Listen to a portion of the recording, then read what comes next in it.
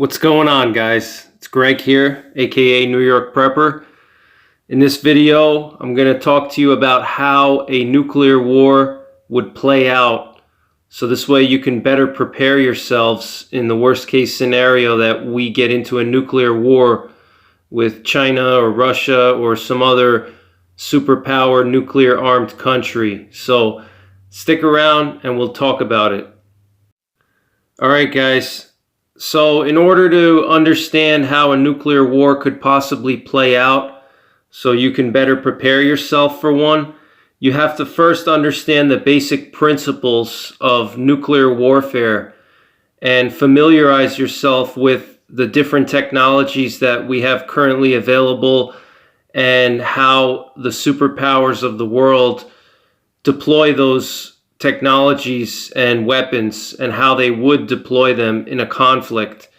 All right, so the first critical principle that you need to familiarize yourself with is something called the Nuclear Triad. The Nuclear Triad involves a triangle, which each leg of the triangle represents a different component of a nuclear armed country's ability to strike at an enemy. Okay, so the three legs of the triangle or the nuclear triad are land-based, sea-based, and air-based missiles, okay, or weapons. So typically what that means at this time in our history is that you have land-based nuclear weapons, which currently in the United States represent the Minuteman ICBMs, and previously they were the Peacekeeper ICBMs, and those are held in silos underground. All right, and those land-based missiles represent the majority of our nuclear weapons stockpile. All right, then you have the sea-based weapons, which are the second leg of the nuclear triad. And the sea-based missiles are launched out of giant submarines called Ohio-class submarines, which we have 16 Ohio-class submarines as of right now in 2020, and 14 of them have nuclear missiles on board. And the purpose of having nuclear missiles on a submarine is that it gives you a nuclear deterrent, okay? And the reason why is because if you only had land-based missiles, somebody else could strike your land-based missiles and destroy them. And then if they did that, you would not have an ability to counterattack, all right? It's just like if you go into a fight with one hand tied behind your back, okay? Having two hands and feet makes it much easier to strike, you know, because if one of your legs gets immobilized, you can kick with another leg. Or if one of your hands gets immobilized, you can punch with the other hand, okay? And that's kind of the principle behind the nuclear triad, is that it ensures that there's always a way to counterattack. So this way you're not putting all your missiles into one basket, so to speak, you know? So, for example, if let's say Russia tried to eliminate our ground-based missiles, we still have missiles that can be launched from submarines. And then we also have the third leg of the triad, which are strategic bombers, which are typically the B-2, the B-52, and the B-1 Lancers. Okay, the B-1 Lancers are probably no longer used for nuclear weapons deployment, just because they're not as efficient as the B-2s. They can't penetrate into enemy airspace like a B-2 can. All right. The B-2s are the famous stealth bombers, and the B-2 stealth bomber can hold a giant nuclear warhead, and the B-2 can be used to fly over enemy airspace and not be detected, and drop a huge nuke on a target like a big city or a big bunker or a base or whatever, submarine port. Okay, and so the strategic bombers, which would be the B-2s and the B-52s, represent the third leg of the triad.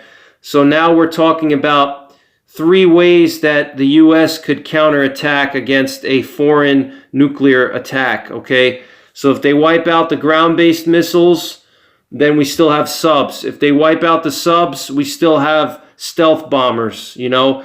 And then if they wipe out all of our bombers, then we're really screwed, all right? But it would take a lot of effort for a foreign country to be able to wipe out all of our nuclear triad legs, okay? It's pretty much impossible for them to fully wipe out every single base and every single missile silo, because we can always create a new base or move weapons around and things like that. So, that's the American nuclear triad.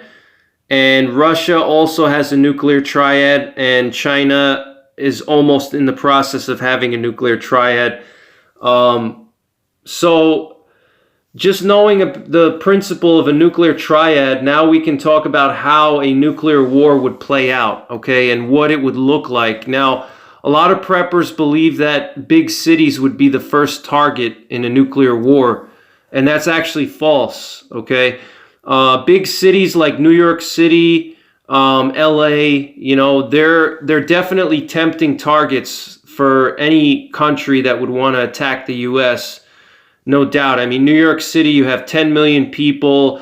It's a very historical city. We have the Statue of Liberty there. We have our stock market there. It's been around for 200 years.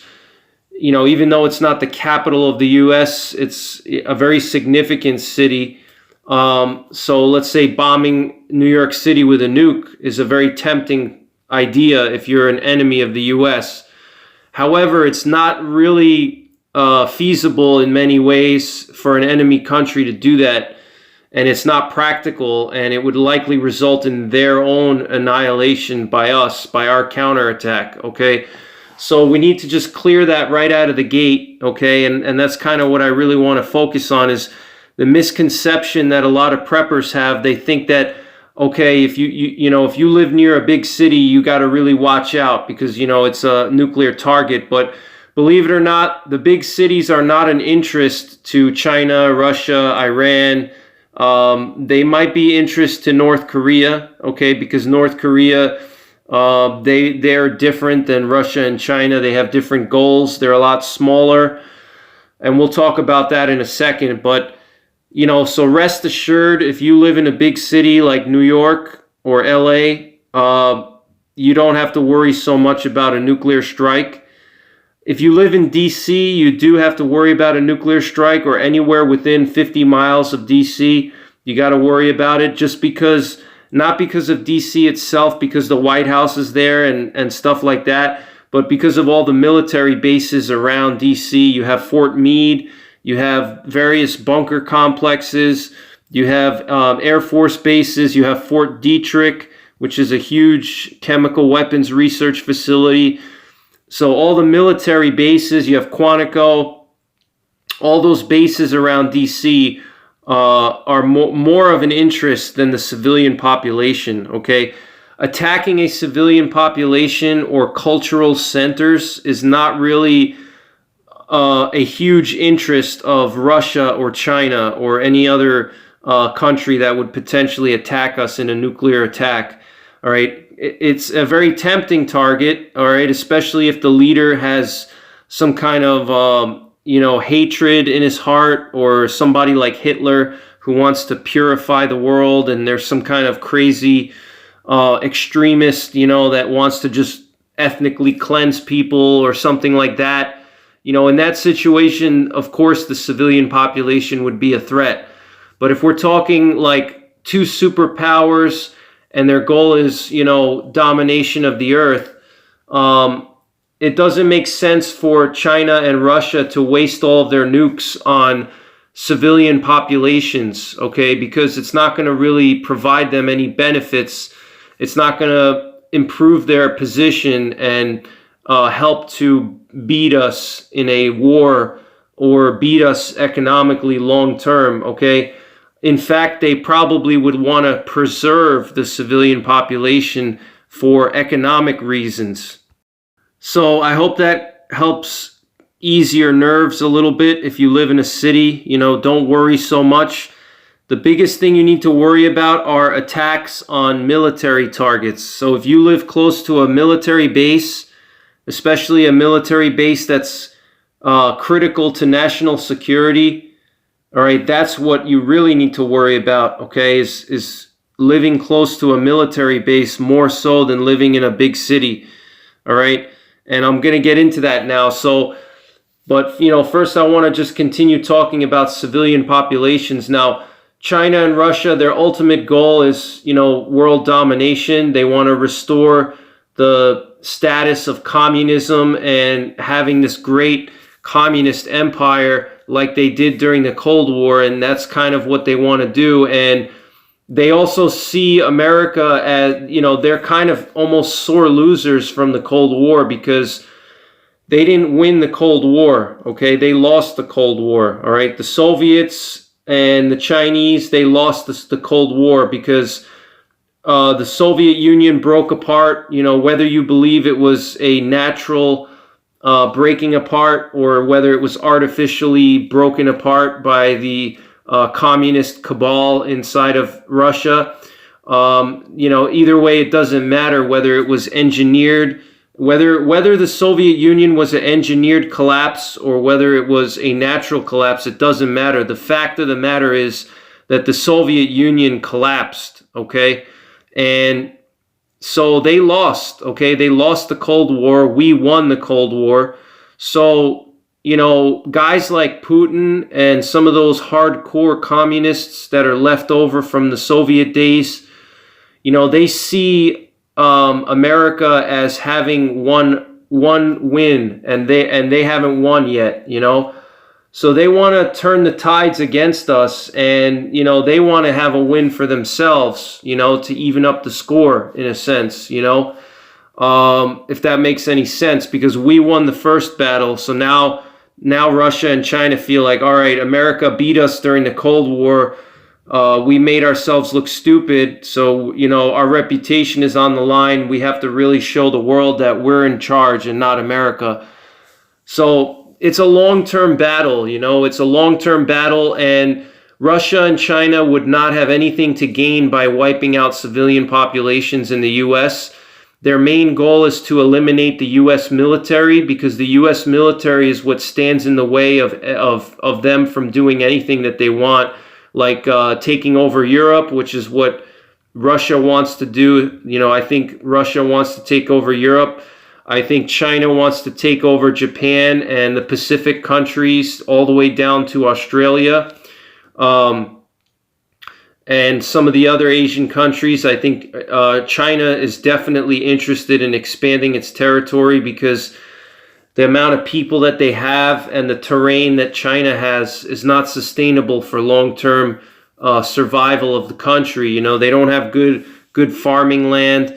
They have very weird topography where they have really high mountains and rainforests, and then they have dry deserts. They don't have any temperate areas that are kind of lowland, temperate areas to grow things and grow food, okay? So that kind of puts pressure on the Chinese leadership to expand their territory and find areas where they can sustain their population, and not just sustain their population, but also expand their territory. You know, the hallmark of any superpower is territorial expansion. I don't care how powerful you are and how powerful your military is. If you have small territory, you know, you're not going to be respected. If you have a big territory, other countries will respect you. All right, look at Russia, look at the United States, all right, look at China, all right, all those countries have big territories. So China is going to feel pressured to expand their territory for, you know, sustenance reasons and survivability, for, you know, natural resources that they need to sustain their massive population, and also just to expand their territory, you know, just for the sake of having more land that they can use for different things, including military bases and whatnot. So those are the main motivations, and you know, attacking civilians is not going to get them anything. Okay, if anything, it's going to harm them for a variety of reasons. So I talked about North Korea, and I'm sure everybody's wondering about North Korea and how North Korea would possibly attack us. And I'm going to address that right now. So North Korea would most likely try to target a big city, and they would not go after our nuclear arsenal like Russia or China, simply because North Korea doesn't have enough weaponry to try to eliminate our nuclear triad or our nuclear arsenal.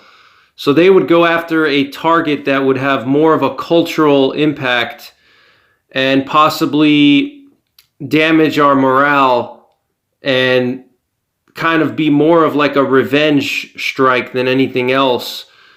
I don't see North Korea attacking our bases. So North Korea would most likely go after a big city, but that's also not very likely, just because North Korea doesn't have a big enough arsenal yet, okay? But if the trend continues, in a couple of years, North Korea will have a pretty sizable arsenal to the point where they could overwhelm our missile defenses and potentially get a missile through our missile shield and hit a big city like New York or LA or something like that. And they also will need the civilian population for economic purposes. You know, once they attack the US, if they eliminate our military, they may want to use our civilian population for labor and for economic reasons, okay? So wiping out the civilian population of the US is not going to help them anything, and it's also going to reduce the chances of their first nuclear strike to be a success. And if we go back to the nuclear triad, you know, understanding the nuclear triad is going to help you understand what a nuclear war would look like. And so, you know, if let's say Russia or China used all their missiles to attack American cities, everybody knows that the US would respond with nukes back, you know. So that's why that would never happen, okay? That should be common sense, all right? But, you know, that would never happen because the US would retaliate, you know, with nukes. However, if China and Russia wiped out our nuclear forces and wiped out our military first, you know, they could potentially hit some cities after they do that, okay? But again, what purpose is that going to serve them? You know, is China and Russia going to gain anything by annihilating New York City? I mean, if anything, it's going to make them, what it's going to do is it's actually going to make Russia and China look like the aggressors, all right, which is not something they want to do on the world stage. They always want to look like the good guys that are just protecting themselves from American imperialism. And if they go and nuke a city, that's not going to help their cause. On top of that, you know, when you do something like nuking a city, that's going to cause people to revolt and want to rebel. It's going to create a motivation for people to hate Russia and China, and they don't want that. Okay, they want the world to be on their side, and they want us for our economic resources as well. All right, if they could subdue the American population and have us work for them and produce things for them, that's more of an interest to them than wiping us out, okay? So how would an actual nuclear attack play out, all right? What would it look like? How would it work? So a lot of you guys may already know this, especially if you've been in the military. So basically the way it would work is that Russia or China would attack our missile silos, okay, our ground-based missile silos, which are currently located mostly in 3 places: in Warren Air Force Base in Wyoming, outside of Cheyenne, Wyoming, and close to northeastern Colorado, all right? The other location is Malmstrom Air Force Base outside of Great Falls, Montana. And then the other area is in North Dakota in Minot Air Force Base, all right? Most of our nuclear land-based missiles are land-based ICBMs with Minuteman missiles. are located in those three areas, most of them, okay? So any kind of attack would involve immediately wiping those areas out, okay? If Russia and China wanted to attack us, they're going to have to wipe those land-based missiles out, okay? Because that's the main threat of counterattack that we have. 70% of our nuclear missiles are in those three areas, okay? So they're going to send hundreds of missiles. We have about 400 or 500 silos in those three different bases, okay, spread out in the countryside around them. So they're going to send a couple hundred missiles through the air, and they're going to target those silos with small warheads. They don't need huge bombs like Hiroshima. They just need small nuclear warheads to target those individual silos, to destroy the silos, okay?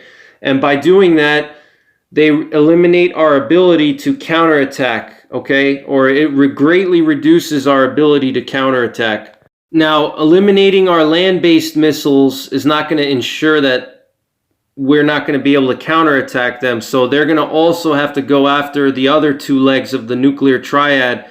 And if you remember, those were the submarines and the B-2 bombers and the B-52s and possibly the B-1 Lancers, okay? So they're going to have to eliminate the Ohio-class subs and also the bombers, okay, in order to fully decapitate our ability to react in a nuclear fashion.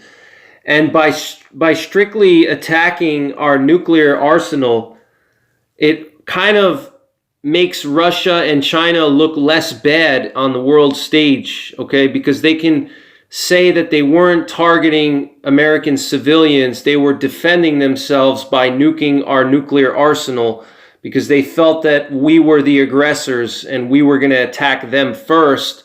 So they thought that they're going to try to claim that they had to preemptively strike our nuclear arsenal in order to defend themselves from American aggression or, American bullies, okay? That's what they're going to say. And they can claim that, they can claim that it was self-defense because they're only going after the nuclear arsenal, okay? If they bomb New York City, they're not going to be able to say that, all right? So that's why they're going to stay away from civilian populations, in my opinion, and they're going to go after our arsenal.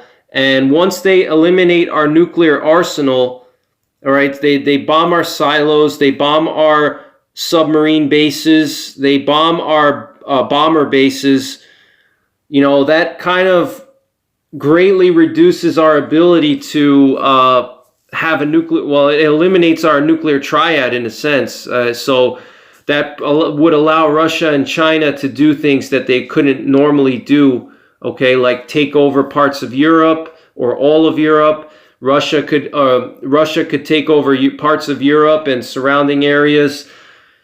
China could expand its territory into its surrounding countries, all right, because we would not be able to respond. And obviously, the big threat here is that if you live near one of those bases, okay, the nuclear missile silos, the Ohio-class submarine bases, and the bomber bases, if you live close to them, you need to really prepare for the possibility of a nuclear fallout situation or dealing with nuclear blast, okay?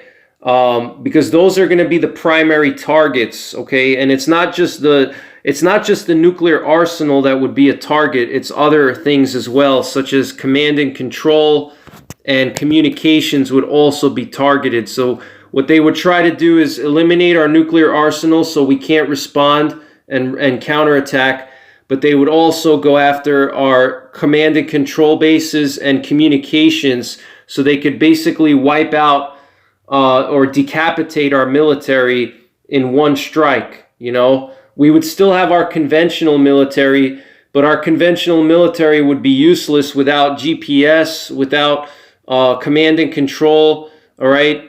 It would be a decapitating strike, and it would eliminate our nuclear arsenal for the most part, all right? So it would be absolutely devastating. It would be a very devastating attack. And there would obviously be civilian and military collateral damage from that type of an attack, even if they're only attacking silos and things like that.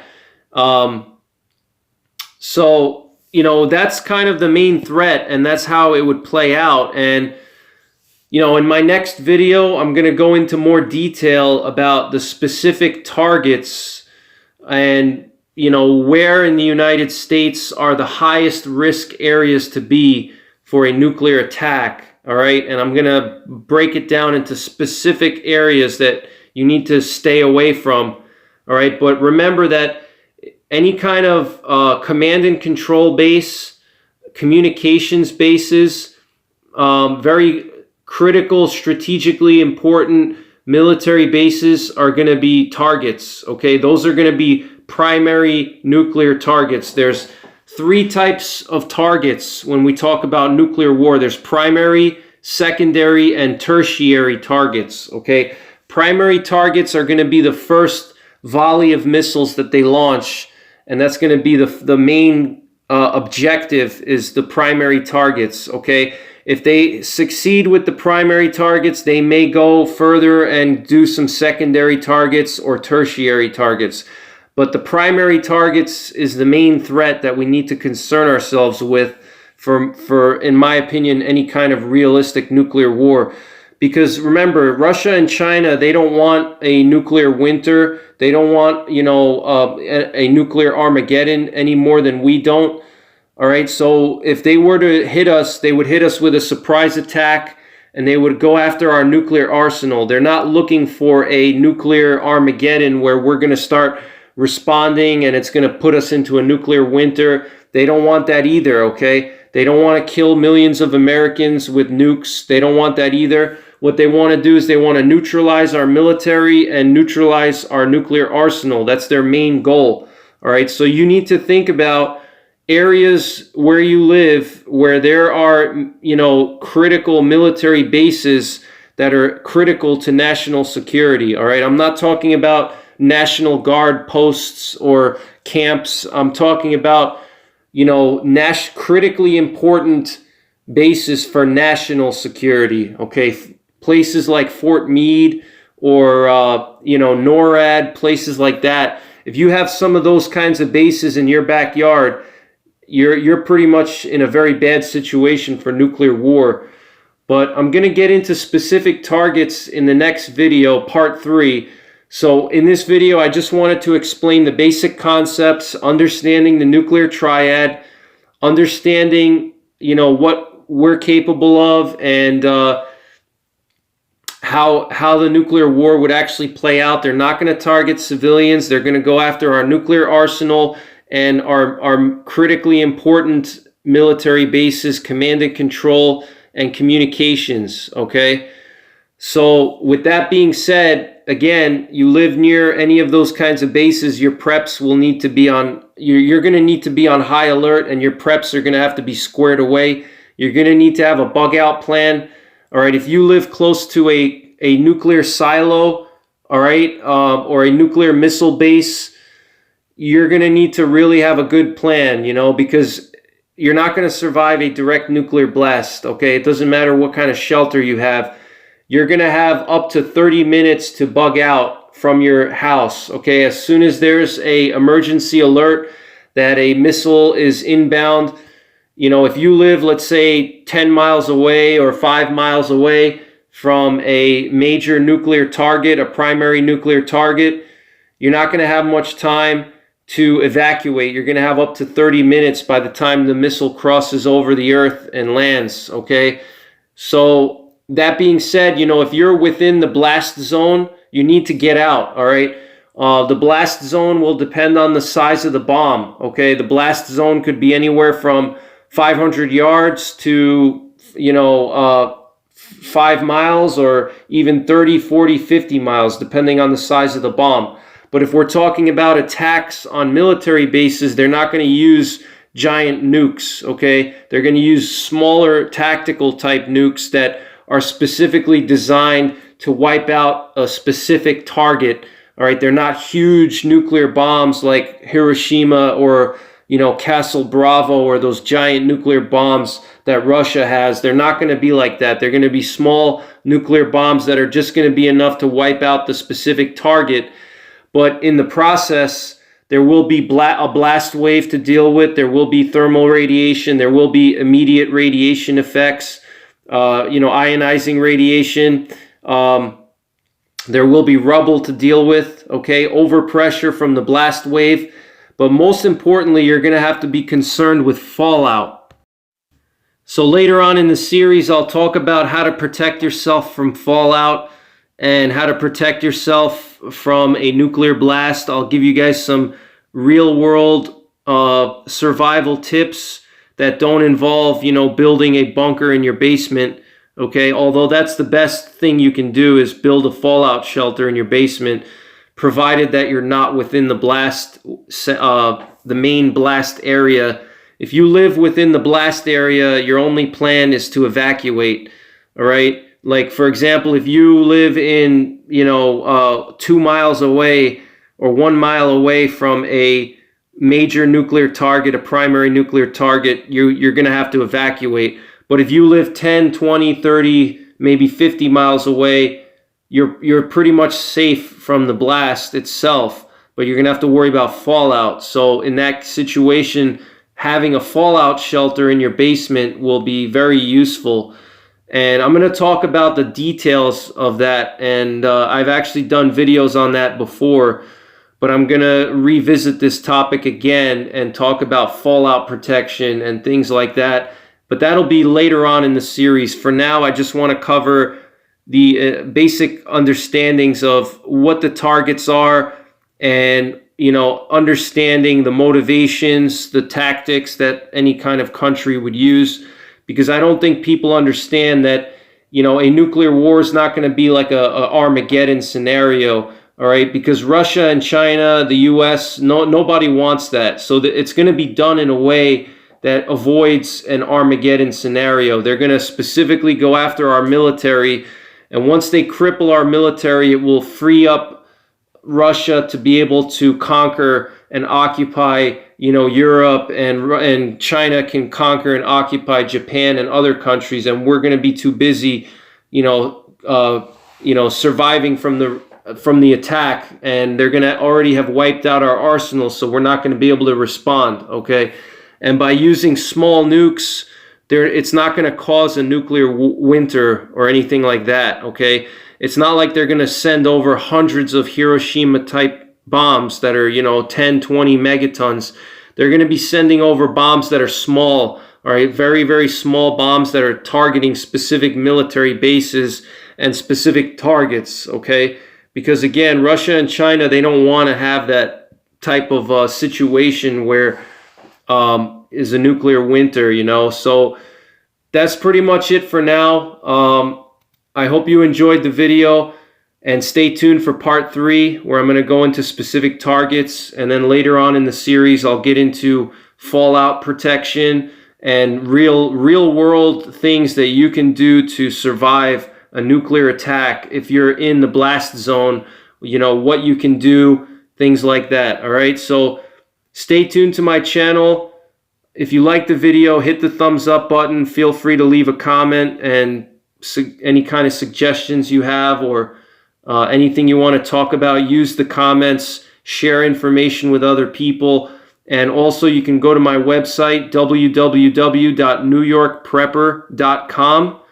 And on my website, I have a free discussion forum, and you can use that discussion forum to talk with other people, other preppers, other patriots, and you guys can discuss different things, okay, from nuclear survival to anything else you want to discuss, okay?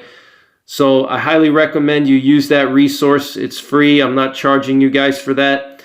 And as always, take care, God bless, and don't forget the 3 Ps. Prepare, practice, and persevere.